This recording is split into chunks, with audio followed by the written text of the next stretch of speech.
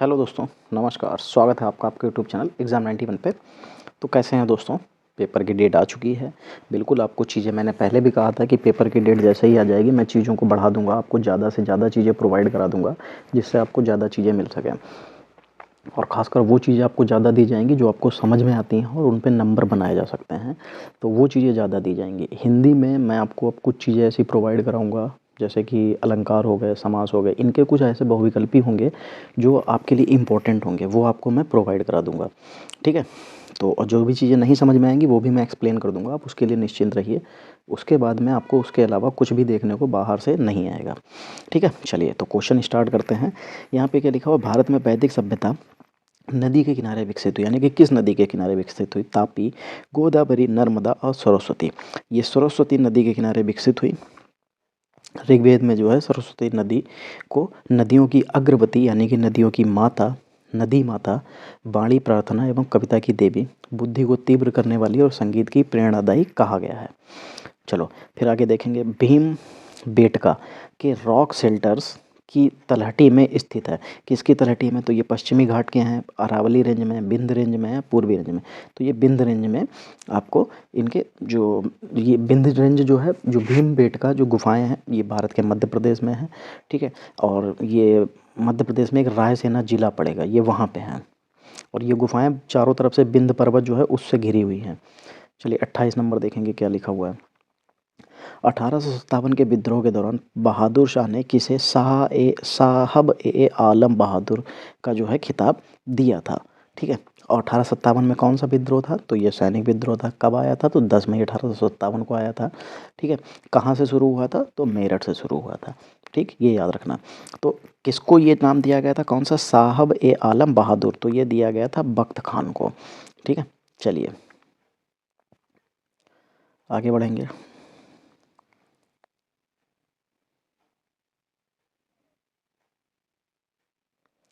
चलिए फिर देखिए यहाँ पे, स्वतंत्रता, समानता तथा बंधुत्वता की अवधारणा भारत के संविधान की प्रस्तावना में निहित है, ये आपको पता है। और ये शब्द किस संविधान संशोधन के तहत ये जोड़े गए थे, ये आप लोग मुझे कमेंट में ज़रूर बताइएगा। ठीक है? चलो क्वेश्चन पे आते हैं। स्वतंत्रता, समानता और बंधुत्वता भारत के संविधान की प्रस्तावना, नहीं सॉरी, ये तो प्रस्तावना में निहित है, तो ये तो किसी संविधान संशोधन से जोड़े नहीं गए होंगे। तो ये ली किससे गई है? किस देश के संविधान से ली गई है? ऑस्ट्रेलिया, कनाडा, जर्मनी या फ्रांस? तो दोस्तों ये फ्रांस के संविधान से लिए गए हैं। जो भारतीय संविधान है जिसमें स्वतंत्रता, समानता और बंधुत्वता, इसकी जो अवधारणा है ये फ्रांस के संविधान से ली गई। ये 3 आदर्श वाक्य, आदर्श धारणाएं जो है, फ्रांस की क्रांति का आदर्श था। इसे भारतीय संविधान की उद्देशिका में स्थान दिया गया है। और स्वतंत्रता, समानता और बंधुत्व लोकतंत्र के आधार हैं। ठीक है? चलिए 30 नंबर देखेंगे क्या लिखा हुआ है। भारतीय संविधान के किस अनुच्छेद में उपराष्ट्रपति को हटाने की प्रक्रिया दी गई है? ठीक है? चलिए देखते हैं। अनुच्छेद 67, अनुच्छेद 56, अनुच्छेद 60, अनुच्छेद 77। तो 67 में जो है उपराष्ट्रपति को, उनको हटाने की जो है उनकी जो पदावधि से संबंधित प्रावधान अनुच्छेद 67 में वर्णित हैं। उपराष्ट्रपति की जो पदावधि है उसके पद ग्रहण करने से लेकर 5 वर्ष तक की रहती है। अपने पद से पदावधि पूर्ण होने से जो पूर्व भी उसको हटाया जा सकता है। उसके लिए आपको पता है क्या करना पड़ता है। तो उपराष्ट्रपति को जो है राज्यसभा द्वारा संकल्प पारित करके हटाया जा सकता है, यानी कि महाभियोग लगाया सकता है, जिसे राज्यसभा के तत्कालीन तथा समस्त सदस्यों के बहुमत ने पारित किया है। इसे लोकसभा की सहमति आवश्यक है। ठीक है? तो इनके लिए जो है, मतलब जो राष्ट्रपति के लिए होता है लगभग लगभग इनके लिए भी वही पैटर्न होता है। चलिए भाई 31 नंबर देखेंगे। भारत के उच्चतम न्यायालय के लिए निम्नलिखित में से क्या सही है?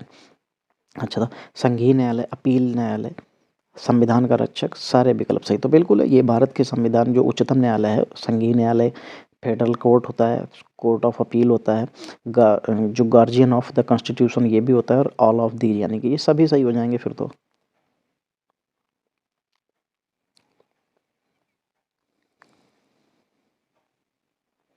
पृथ्वी पर ज्ञात सबसे भारी सघन तत्व का नाम बताना है कि क्या हो जाएगा? चलिए, तो टंगस्टन, ऑस्मियम, एल्युमिनियम और रोडियम दे रखा है। अगर पृथ्वी पर ज्ञात तत्वों में से अगर सबसे भारी यानी कि सघन तत्व का बात करेंगे तो ऑस्मियम होता है, जिसको हम लोग ओ एस से लिखते हैं। ठीक है? ओ एस से लिखते हैं। ये सबसे भारी धात्विक तत्व होता है। सभी तत्व जो होते हैं उसमें ऑस्मियम इनका जो परमाणु क्रमांक होता है वो लगभग क्या 76 होता है। ठीक है, तत्व का घनत्व सबसे अधिक और तथा लिथियम जो होता है Li तत्व का घनत्व सबसे कम और ये सबसे हल्का तत्व भी होता है। चलिए आगे बढ़ेंगे। नहरों का देश किसे कहा जाता है? नहरों का देश किसे कहा जाता है? इंडिया, पाकिस्तान, जापान और म्यांमार। तो पाकिस्तान को कहा जाता है। वैसे जो नहरों का देश तो ये हो गया। भारत में नहरों का जो है शहर किसको कहते हैं, ये आप लोग मुझे ज़रूर बताना कमेंट में। चलिए, अनसुपा झील में स्थित है। अनसुपा झील कहाँ स्थित है ये पूछा जा रहा है। उड़ीसा, असम, उत्तराखंड और बिहार। तो ये उड़ीसा में स्थित हो जाएगा। जो आपकी अनसुपा झील जो है ये उड़ीसा राज्य के जो कटक जिला है, ये आपको वहाँ महानदी के तट पर मीठे पानी की झील है। ठीक है, ये याद रखना। ये लगभग 382 किलोमीटर में फैली उड़ीसा की सबसे बड़ी ताजे पानी की झील है। फिर भारत में कौन से राज्य में अधिकतम संख्या में ऑर्किड होते हैं? अच्छा, असम, अरुणाचल प्रदेश, मेघालय या सिक्किम। तो ये अरुणाचल प्रदेश में जो ऑर्किड जो होता है वनस्पत जगत का सबसे सुंदर पुष्प होता है। ये भारतीय वनस्पत सर्वेक्षण द्वारा जो की गई ऑर्किड की प्रथम व्यापक जनगणना थी वो 2019 में। उसके अनुसार जो है भारत में ऑर्किड प्रजाति की कुल संख्या जो है 1256 पाई गई थी। चलिए फिर देखेंगे, जब स्थानपन्न उत्पादों की कीमत में वृद्धि होती है तो मांग वक्र रेखा में परिवर्तन होगा। कैसा परिवर्तन होगा इसमें? चलिए देखते हैं। तो बाहर की ओर खिसकेगी। हाँ बिल्कुल, बाहर की ओर खिसक जाएगी। ये कुछ इस तरीके से बनेगी। ठीक है, जिसमें अगर ये प्रोडक्ट होगा, ये क्वांटिटी होगी। फिर उसके बाद जब उसने कहा था ना कि अगर उसके उत्पादों की कीमतों में वृद्धि हो गई तो जो है मांग वक्र रेखा में क्या परिवर्तन हो जाएगा? तो ये ऐसे करके बाहर की तरफ चला जाएगा। बस आपको ऐसे समझना है। बैंकिंग के संदर्भ में जो एडीएफ होता है इसकी पूर्ण रूप क्या होती है? ठीक है, चलो देखते हैं। Actual data flow, all day finance, automated data flow, automated digital flow. नहीं, तो ऑटोमेटेड डेटा फ्लो होता है। 38 नंबर, गोल्डन हैंड शेक निम्नलिखित में से किस योजना का नाम है? गोल्डन हैंड शेक किस योजना का एक नाम है? अच्छा, चलो देखते हैं। सेवानिवृत्ति योजना, स्वैच्छिक सेवानिवृत्ति योजना, एक रैंक एक पेंशन योजना, प्राइवेट सेक्टर सेवानिवृत्ति योजना। नहीं, स्वैच्छिक सेवानिवृत्ति योजना।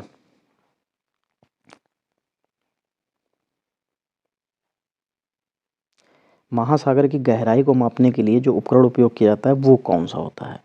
तो लैक्सोमीटर, नैनोमीटर, फैदोमीटर और हाइड्रोमीटर।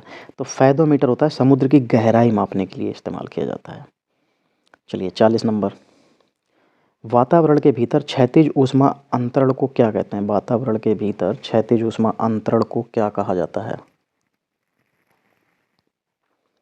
प्रवाहन, संवहन, अवशोषण और अभिवहन। वातावरण के भीतर क्षैतिज ऊष्मा अंतरण को, तो ठीक है, अभिवहन यानी कि एडवेक्शन जो होता है ये कहा जाता है। फिर देखिए, स्कैडियम के कितने समस्थानिक होते हैं? जो स्कैडियम होता है उसके कितने समस्थानिक होते हैं? पहले तो मैं आपको बता दूं, स्कैडियम की खोज 1879 में की गई थी। ठीक है, किसने की थी? लॉरेंस एफ निल्सन ने की थी। ठीक है, और इसके कितने समस्थानिक होते हैं? तो इसके 13 समस्थानिक होते हैं। कांसा किसका मिश्र धातु होता है? कौन सा? कांसा। तो किसका किसका? तांबा और टिन का, तांबा और जस्ता का, तांबा और लोहा का, तांबे और नहीं, लोहा और निकल का नहीं, तो तांबे और टिन का होता है। इसकी जो मात्रा होती है वो कुछ इस तरीके से होती है। ये 88% होता है और ये जो टिन होता है ये आपको 12% मिलता है।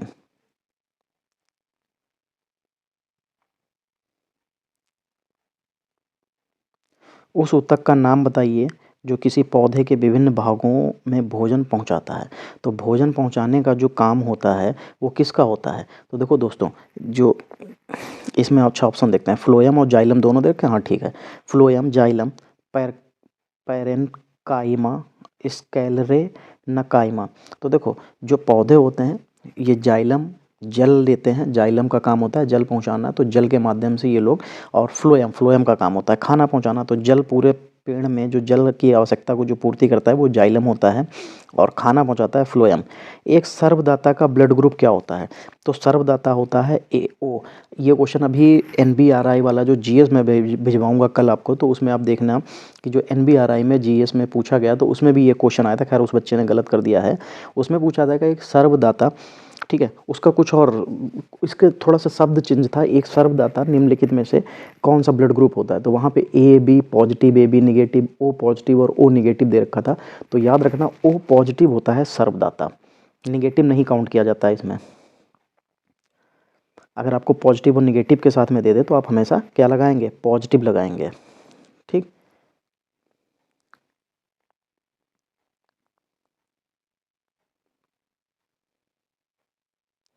चलिए। और हाँ, एक चीज़ यहाँ पे ही एक सवाल और बनता है कि जो मानव में जो रक्त का वर्गीकरण है वो खोजा किसने था? तो कार्ल लैंड स्टीनर थे, इन्होंने इसको खोजा था।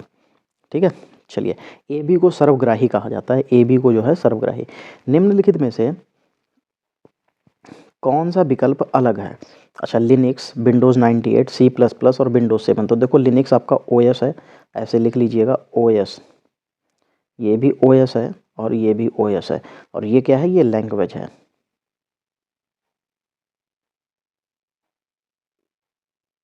ठीक है, C++ क्या है? तो ये एक लैंग्वेज हो जाएगी, भाषा कह सकते हैं, जिसमें A+ भी आती है, AA+ भी, कोबोल, बेसिक, कंप्यूटर की भाषाएं हैं। 46 नंबर, भारत का पहला अमृत सरोवर किस राज्य में खोला गया? तो अमृत सरोवर जो है ये उत्तर प्रदेश के रामपुर हिस्से में खोला गया था। अमृत सरोवर ये वही तो था 2000 में बनाया गया था।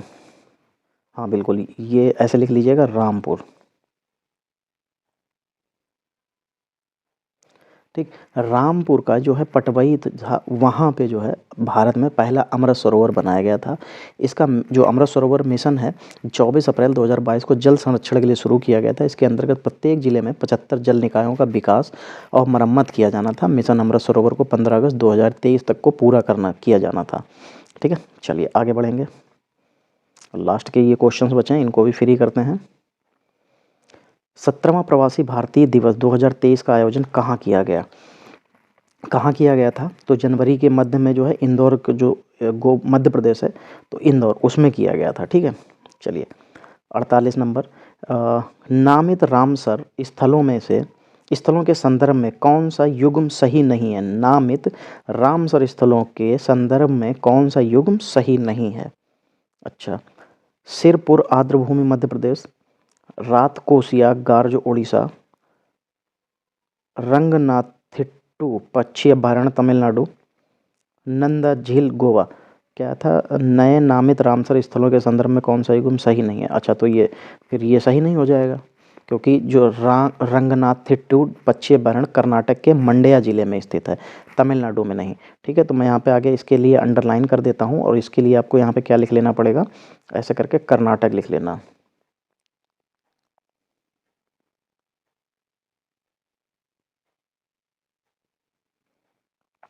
चलिए फिर आगे बढ़ेंगे।